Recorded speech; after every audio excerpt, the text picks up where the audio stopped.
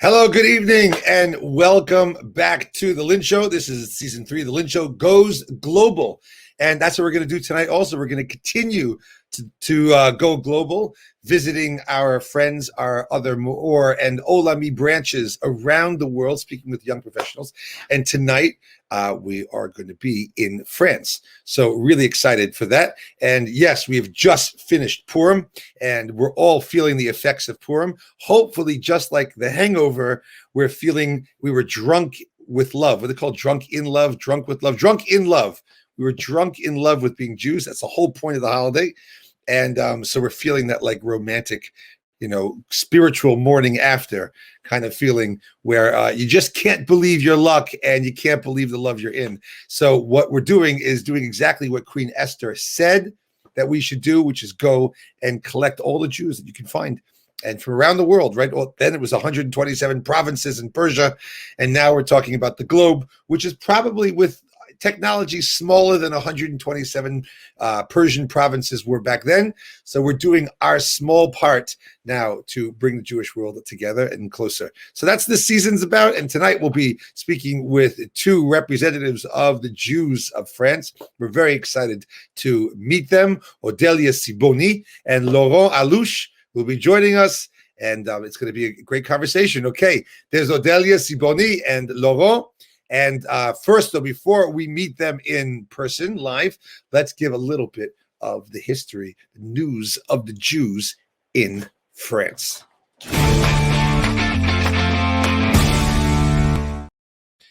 Yeah, so there's record of the Jews as far as back as 39 BCE in France. Okay, and then in the 6th century with the height of the Roman Empire, and we were very, very strong administrative force for the Romans. So Jews would be found in Paris and Bordeaux and Narbonne. By the year 331, Constantine declares that Judaism is allowed to be an official religion, so synagogue can be built and chazans and rabbis are available. Of course, we're prohibited from owning land, and we have to pay heavy taxes and even collect taxes, etc. But the history of the Jews in France will be wrought with a lot of expulsions. So the first was in 629. And then we somehow dribbled back in there. And by the time Charlemagne was in control, we were actually prospering under Charlemagne. We were used as merchants, exporting trade, especially Charlemagne had a big business with Palestine. So that was really good for us because we could get in. We were good middlemen under Charlemagne. And of course, the Crusades, once the Crusades started rolling around 1,000 years ago, that was not good for the Jews. We had great scholarship, however, in France. Great scholarship. Some of the most famous Rashi, one of the greatest commentators, if not the greatest, most prolific commentator in the entire lexicon of Jewish literature. And we have Rashi, Shlomo Yitzhaki from France, and his children and grandchildren contributing tremendously as the Balei Tosafot, many of them from France as well. So tremendous scholarship coming out of France. The Crusades, though, were difficult for us, resulting in the eventual expulsion in 1182 of the Jews, being recalled back in 1198. And then during that time, the medieval Inquisition was horrendous for us there. Jews were being sought out and brutalized. There were many debates. We were being oppressed in our bodies, oppressed in our religion. Famously, there were debates that went on in Paris where they forced the Jews to debate and defend our religion. Very famously, in 1246, there was the burning of all the Talmud in front of the Notre Dame in Paris. That was a very serious moment in Jewish history, eventually leading to the famous exile in the year 306, where the Jews are totally kicked out. Louis X will bring us back in 1315, but we will be finally expelled for centuries in 1394 by Charles VI. Eventually, we will be let back in the 17th century, and then Napoleon will come and do his wonderful assimilated revolutionary thing, and the Jews will once again inhabit France and prosper, but of course never without the threat of anti-Semitism hanging over them. Of course, the Vichy regime in World War II is very famous for their collaboration with the Germans. The French story is very real and very powerful in the Holocaust. And even post-Holocaust, we know now that Jews have been, experiencing an exorbitant amount of anti-Semitism in France, and we're going to talk about that with our guest tonight. Okay, that's a basic Jewish history, but let's meet some real French people as opposed to just talking about their ancestors. Okay, so let's bring on our guests, Odelia Sibony and Laurent Allouche. It is wonderful to have you guys on the show and nice to meet you both. Thank you guys for joining. Thank you, Rabbi. Okay. Odelia Sibony, you are a law student in Strasbourg, and you're half French and half Italian. So that maybe we'll speak a little bit to that. You're a member of Regesh, which is the Olami organization in Strasbourg, and you love languages, which you should, at being Italian and French. And you think you went to an international school as well, and discovering new cultures. You play piano and you play the flute. I don't know what a transverse flute. Yeah, this one, the one you play like that, not this one. Oh, okay. Well, we say flute, that's what we mean. This one, I don't know. Okay. This one, a piccolo, a recorder. What's the one we play in front of you? I don't even we don't call that a flute. Okay. Okay. I never heard transverse. You're a flute. You play the flute. Beautiful. And piano. And what else can you tell us about you over there in Strasbourg? You're 21 years old and in law school. What else do you think we should know about you? I have many hobbies. So learning language is my favorite one. I learn Korean and Japanese, and now I want to learn also Hebrew. I already know how to read it, but I would like to know how to speak it. So I love learning new language, because when you speak a lot of language, you can talk to a lot of people and have access to many cultures. And this is really my hobby, to meet new people and be able to speak with them about, the current life and this Have kind you had of a thing. chance? Have you had a chance to spend any time in Israel? No, I never went there, but I would like to go. Okay, Odelia, we got to make sure you get there. Okay, after the show, we're going to talk. We'll make sure you get there. Okay, you can practice that Hebrew. If you wouldn't mind, if I can put my rabbinical 2 cents in, learn the Hebrew before the Korean and Japanese. I think you'll use the Hebrew more. I hope. Okay. Yeah, Laurent, I hope so too. Laurent, thank you for joining. You are born and raised in Nice, and you stayed and you joined a business school in Grenoble École de Management, and you want to work in finance, and you're associated with Olami in Grenoble, which I didn't even know existed. And for more than 2 years, you play tennis, you play football, which they call over here soccer, and cooking and baking. And but right now you're on a small exchange program with Pace University in New York City. So we're actually speaking to you as a temporary New Yorker, correct? Yeah, that's right. For 1 month now, and I'm staying like for 4 months more, and I hope that I will enjoy my stay here. And what do you prefer, tennis or football? I prefer playing tennis, but I enjoy more watching football games. Actually, it's more entertaining. Do you know who Yannick Noah was or is? Yeah. I mean, the only French player who wants Roland That's Garros. right. But I was a big fan. I used to play tennis a lot. And Yannick Noah was, I felt, like the coolest guy on the courts. Okay. Yeah. Yeah. And I used to have my own Le Coq Sportif. That's all I used to wear. I was like, when I was a kid, I was so into that. Okay. So if you want to send me a gift or something for my birthday, you can send me another Le Coq Sportif sweatshirt or something like that. No problem. No problem. Not a problem at all. Okay, great. So tonight we want to talk about a few things. We want to talk about COVID. We want to talk about the Jewish community in France. And we want to talk about what it's like to be 21, 22, young, single. I'm assuming maybe not. We'll find out. And what social life and life is like for you there. But let's start with the dreaded conversation about COVID. What's it, the truth is I don't really know what's, Israel's in the news and England's in the news, they locked down, but I haven't heard so much from the French. How are you all doing over there? What has it been like? Have the lockdowns been very strong or not so strong? Are the cafes open? What has it been like? Odelia, we'll start with you. Actually, there is only shops who are open. Coffee and coffee place and bars and restaurants are closed. And we don't have a lockdown, but we have to stay home at 6 p.m. And in some curfew.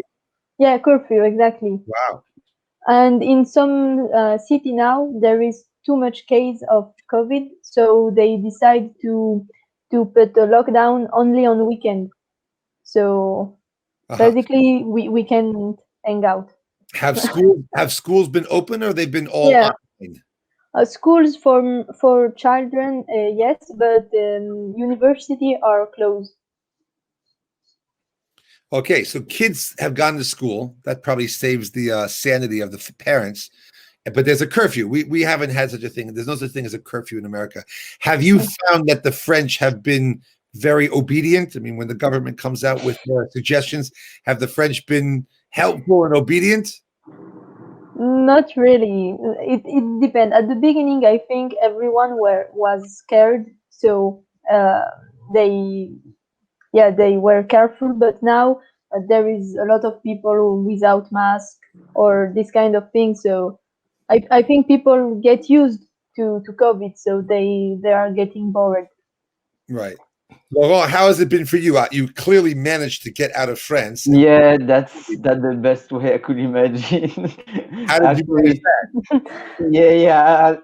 I can't believe it. I mean, I get my visa and that's perfect. But I mean, I have news and from my family in Nice, and Nice was the first town to have like a lockdown on weekend in 2021.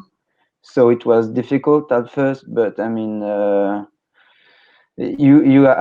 me, you have to get a lockdown. It's like a very difficult situation here with the curfew and lockdown on the weekend, because it's like a so-so situation, because French don't want a lockdown, a full lockdown. Sure, the culture is. The French culture is known for their cafes and people sitting on the street corner. I actually said in New York, I don't enjoy COVID. I'm not happy it's here, but as you've seen, Laurent, all the restaurants have built little tiny outdoor huts. And I said that when I first started going back to the restaurants, I said, it reminded me when I lived in Paris, because you never sat you never sat inside to eat. You sat outside. It reminded me, especially when I went to Le Marais, which is, of course, a French restaurant. But I've enjoyed that sort of nuance to the addition to the New York restaurant scene. But it sounds like New York's much more open than it is there, and than it is for your family back home in Nice, right? Yeah. Actually, yeah, because like restaurants and bars are closed in Nice and even in France in general. So yeah, it's very open in the US. But maybe it's like the government, I don't know, acted more efficiently. So that's why. Are your families, Odelia and Laurent, your families, are they getting the vaccine? Is the vaccine now available? For me, for me, my mom got the first shot. My dad has to wait for it. But I mean, you have only 4 million people who got a vaccine. So that's ridiculous compared to the 70 million people living in France. Right. Odelia, what about you and your family there in Strasbourg? My family didn't get the vaccine, but we are trying to get my grandmother have the vaccine. But for the moment, all the vaccine are not available for people, so we have to wait. France sends England's giving everybody the first dose, and they're doing a pretty good job of it now. Israel's done a very good job of it. America hasn't been so good. It's very difficult here. There's a lot of red tape and confusion, but it sounds like the French are really behind the game. It's like, I mean, compared to the other, I think we are the worst.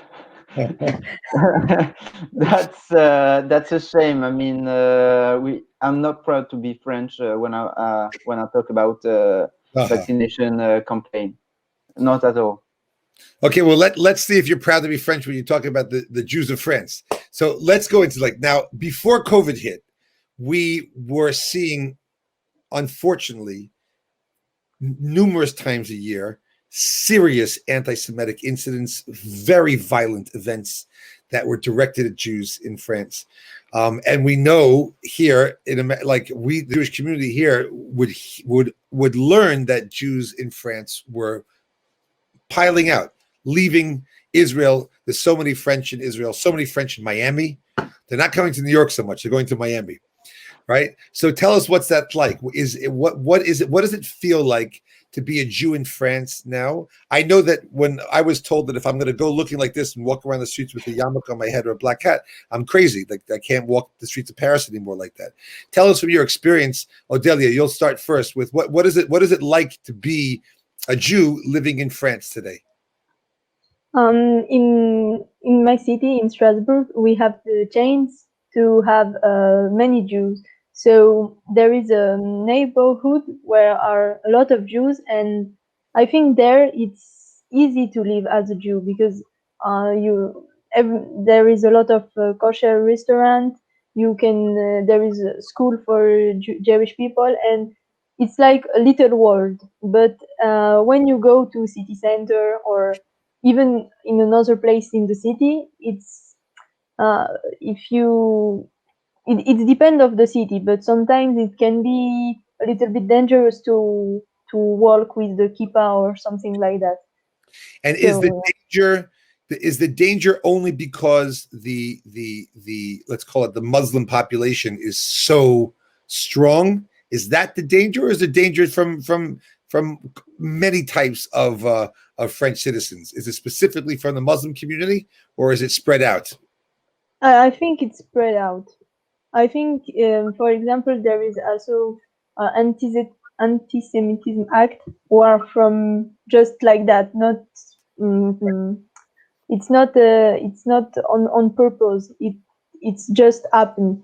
So we don't know when and we don't know why, but it happened. And so when we are Jews, we know that. So we have to be Careful. like always careful. But yeah, when you are in a small community, but where everyone is close to each other, it's easier to forget about anti-Semitism.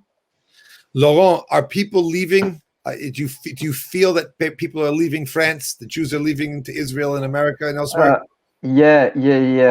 In Nice, it's like we have a great community. So we have a lot of Jews. I mean, compared to other cities in France. But I mean, when I was in Grenoble, I was asking about the Jewish community, and they all said that a lot of people made their aliyah or went to other cities like Paris or went to Lyon or something like that because they were scared, and it's like not safe to live as a Jew in some cities in France. So it's not like, I mean, you said that Muslims like Islamism, but I mean, like you have the right wing, extreme right. So in France, that is very powerful. So that's one of the threats in for the Jews in France. Right. And I mean, in America, we've had terrible things happen. We've had shootings in synagogues, we've had stabbings, and we've had these things happen before COVID. They were there. But American Jews still felt very strong. We just said those are right-wing crazy people, and we have to deal with it. We have to protect ourselves, of course. But we didn't feel threatened as American Jews. But my understanding is that the French Jewish community actually feels there's an existential threat to the French Jewish community as a whole.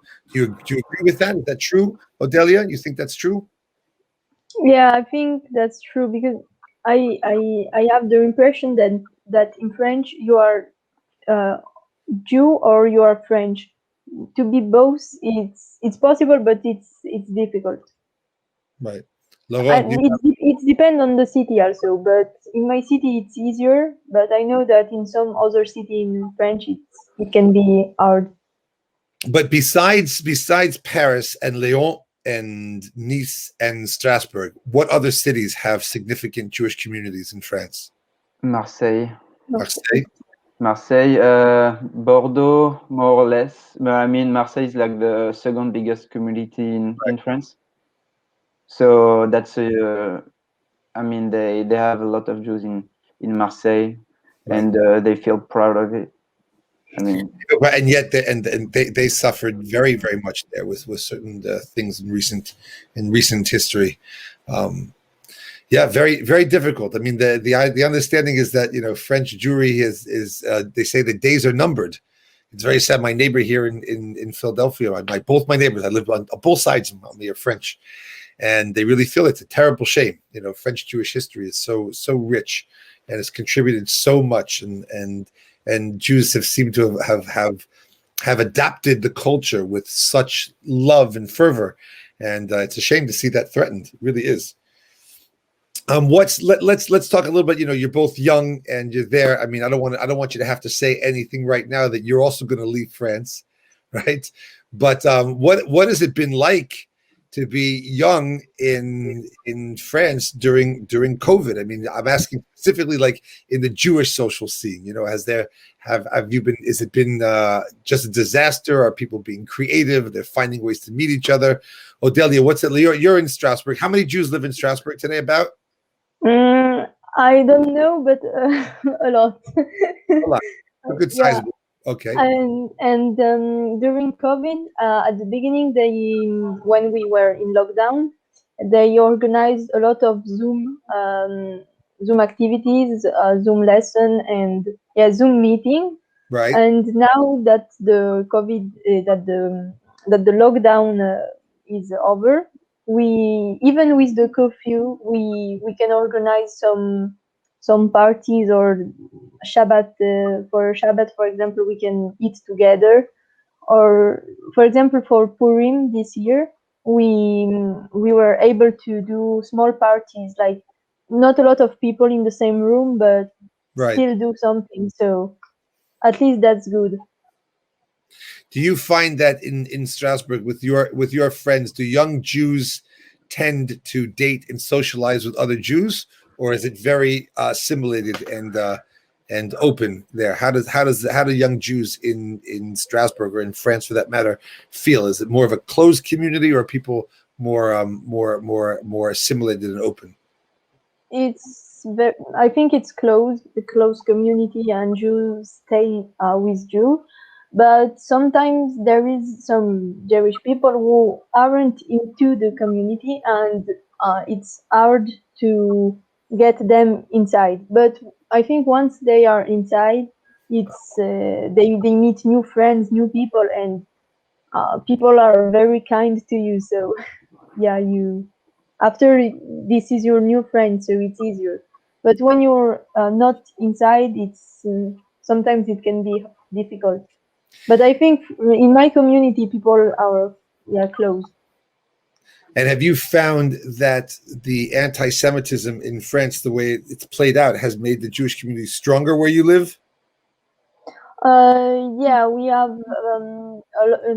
an association of students which called UGF, and it's in France in general, but there is even in my city, and they have on a mission to fight anti-Semitism, and yeah, they do a lot of posts on Facebook, or when there is, for example, an anti-Semitism act, they go to TV broadcast and they speak about it. And so I think young Jewish are very concerned by this topic, and they also are ready to fight against and not just accept it. So I think it's good.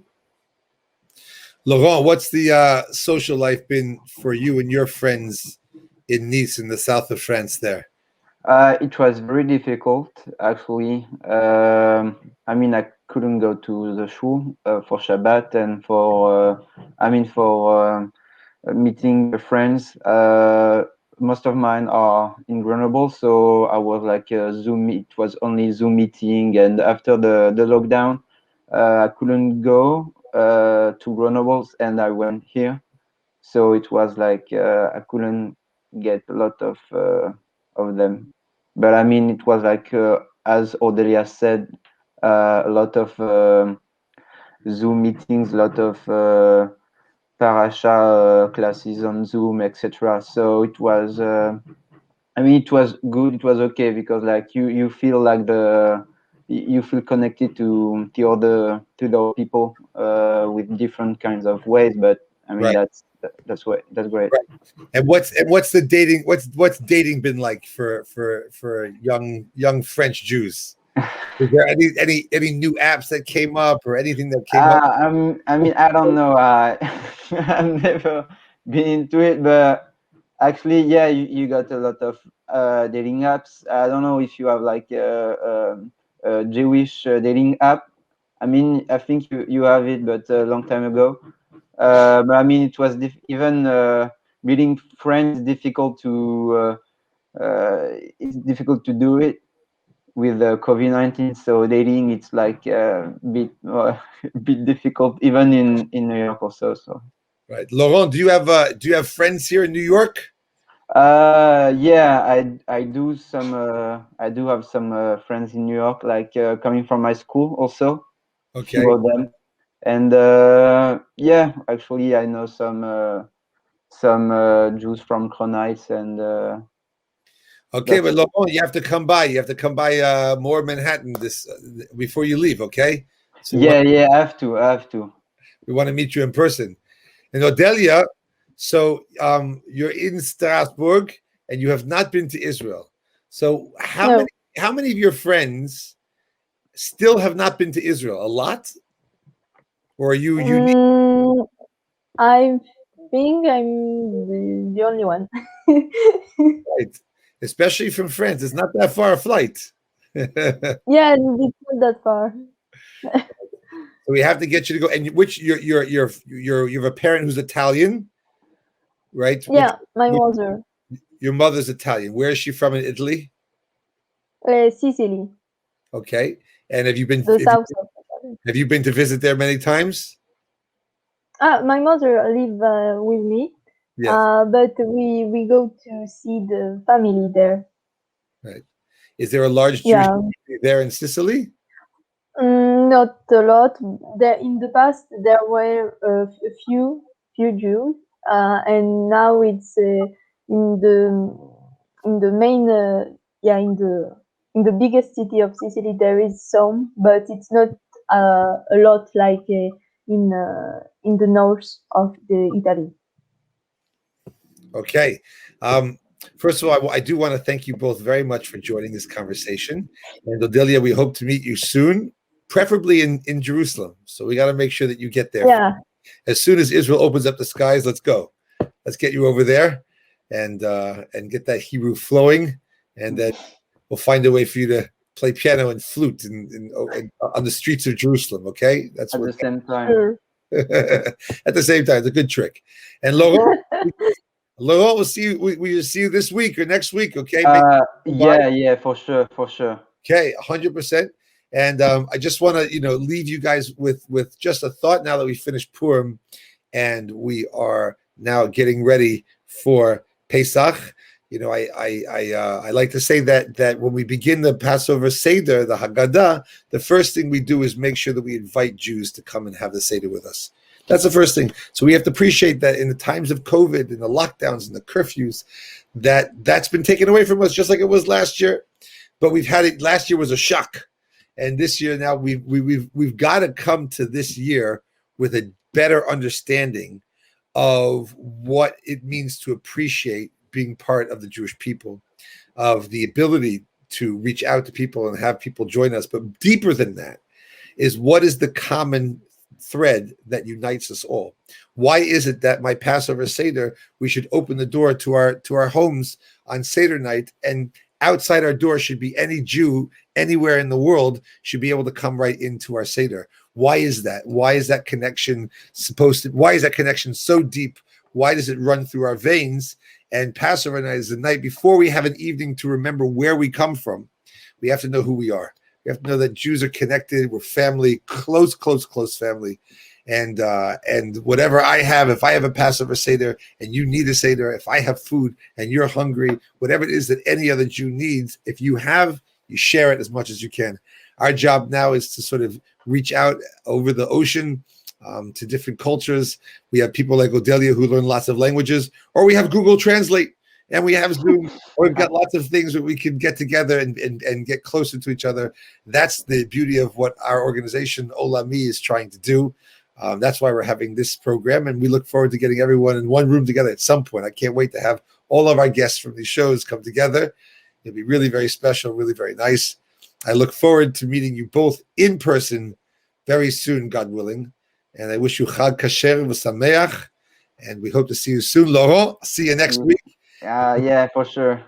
Whenever you're ready to come to America or Jerusalem, we will be there to greet you with pleasure. Thank you, Rabbi.